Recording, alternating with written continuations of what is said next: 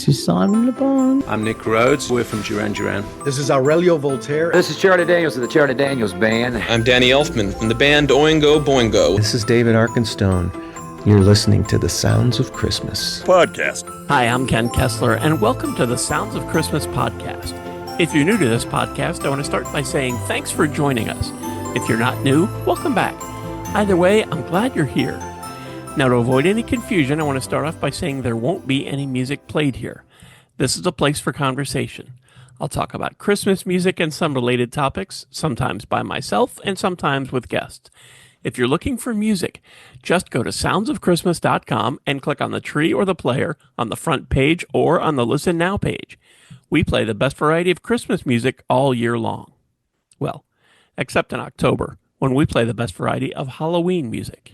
I mention that about Halloween music in every episode, in part just so no one is surprised when September turns to October, but also to give those that love Halloween something, I hope, to look forward to. It's still April, and we're about halfway to Halloween. And while I'm a little late to the party, halfway to Halloween has kind of become a thing. Some even go so far as to say it's like what Christmas in July is to Christmas. Well, I don't think it's gotten that popular, at least not yet. Here's what I have found out about halfway to Halloween. Halfway to Halloween, also known as Half-a-Ween, is typically celebrated around April 30th or May 1st, marking 6 months before October 31st. This unofficial holiday is a way to start the spooky season early, with some communities even having festivals to mark the occasion, and some in the entertainment industry using it as a way to tease some of their movies, music, events, etc. that will be on the way later this year. Last year, Spirit Halloween marked halfway to Halloween with a teaser video on their YouTube channel posted on April 29th. They used the occasion to promote some of the new items that would be debuting in their stores the following fall. They also did something similar the year before, and I imagine they have something else similar planned for this year. The Disney Parks blog also did something similar last year, promoting some of the Halloween events that would be coming to the parks in the fall, and I'm pretty sure they'll be revisiting that shortly. There is a Halfway to Halloween festival that will take place in Riverside, California on May 2nd, 3rd, and 4th. And there's also a Halfway to Halloween Expo in Ann Arbor, Michigan on May 10th. Fright Reads Book Festival is presenting a Halfway to Halloween event in Glen Burnie, Maryland, April 26th, at a mall with at least 60 Halloween vendors. Blumhouse is celebrating Halfway to Halloween this year by re-releasing Megan, Annabelle, and Ma in theaters, coming out one after the other beginning on April 30th. Shudder's annual Halfway to Halloween celebration returned in April with a month-long programming lineup celebrating the halfway point to their, quote, favorite day of the year, end quote. The 2025 lineup for Shudder includes, quote, a killer selection of new original films and series, end quote.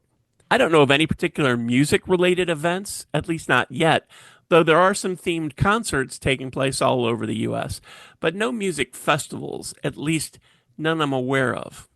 But as far as music goes, I can tell you that Jennifer Nettles and Kevin Bacon have released a soundtrack to his new Amazon Prime series, The Bondsman: Hell and Back, some of which you'll hear on the Sounds of Halloween this fall. This seems like a good time to talk a little about the Sounds of Halloween. For those who don't know, the Sounds of Christmas becomes the Sounds of Halloween for the month of October.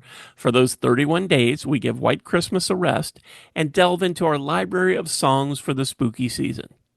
Some of it's pretty obvious: Monster Mash, Purple People Eater, songs about things you associate with Halloween. Ghosts, monsters, werewolves, vampires, witches. Some are scary stories, and some are about candy or trick-or-treating. I also include some songs from scary movies and TV shows. Some of those are pretty creepy, and some are funny, and many are in between.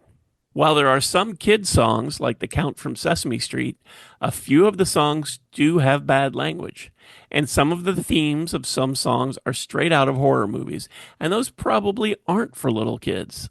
I only say that so you'll know that for the month of October, parental guidance is suggested. On the Sounds of Christmas, I play many versions of many songs, so you won't just hear Bing Crosby's version of White Christmas. You'll hear lots of different singers and bands, old and new, offering their takes on that classic. And I do the same thing with the Halloween tunes. For example, I have around 30 versions of Ghost Riders in the Sky, though I may not get to all of them this October as I try to separate songs and artists so you don't hear the same songs and same voices over and over.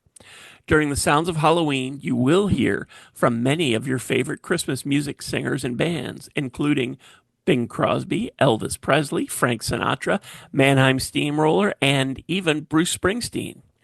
There are songs about killer tomatoes, black magic women, and haunted houses. There are also songs about alien invasions, invisible men, and over 3 dozen takes on I Put a Spell on You, although I probably won't get to all of those either.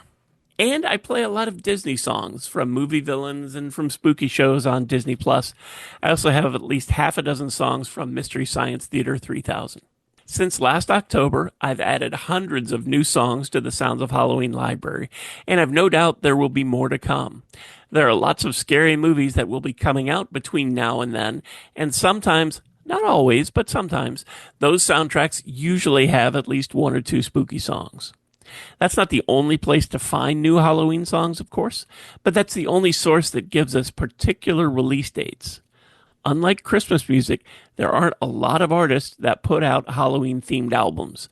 Though last year we did get Spooky Jazz Volume 2 from Hannah Gill, and before that, Dance Macabre from Duran Duran, and Voltaire's The Last Halloween Party. I should also mention that I haven't just been adding new releases to either the Halloween library or the Christmas library. I've discovered, and in some cases rediscovered, songs from seasons past. For example, since we're talking mostly about the Sounds of Halloween, I just recently came across covers of I Put a Spell on You from Cliff Beach and Judith Owens, not together. I found covers of Wicked Game by 4 different artists and 3 versions of The Phantom of the Opera, and covers of I Want Candy, I Want to Be Evil, and a version of Ghostbusters performed by Bruce Springsteen. No, really. And it's not just covers. I also came across Jeff Castellucci's The Loch Ness Monster, Halloween Face from Widespread Panic, and Gal Gadot's song from the new Snow White movie. I also find new songs from some of the artists that are so kind as to advertise and support the Sounds of Christmas, like David Arkenstone's The Fog and David Browning's Haunted Hearts. I'm sure there are lots more to come. There always are lots more to come. Of course, your mileage may vary in some of these. Some of the songs I mentioned and others from the movies or artists that I didn't mention might evoke that Halloween type of feeling for you, or they might not. And again, this is all my opinion. I run the Sounds of Christmas the same way. There are some songs I just don't play that just don't feel like they fit, that they're particularly Christmassy to me. Other people may not feel the same way about those same songs, and that's okay. We all connect with different kinds of music in different kinds of ways, similar to how we celebrate holidays. As I mentioned, the Sounds of Halloween happens from October 1st through October 31st, and the new season of the Sounds of Christmas begins on November 1st. And this year, for the first time, in celebration of halfway to Halloween, I'm mixing in some small samples of what you'll hear in October when we switch to the Sounds of Halloween. Not a major change in programming, just once every hour or so, a little taste of Halloween music. That will happen all day on April 30th and May 1st. I figured since I do have our annual Christmas in July event on the way, the Sounds of Christmas from A to Z, I should do a little something to celebrate halfway to Halloween. I'm really excited about the Sounds of Halloween coming in October and the new season of the Sounds of Christmas beginning on November 1st, and I hope you'll be able to spend at least part of both of those seasons with us.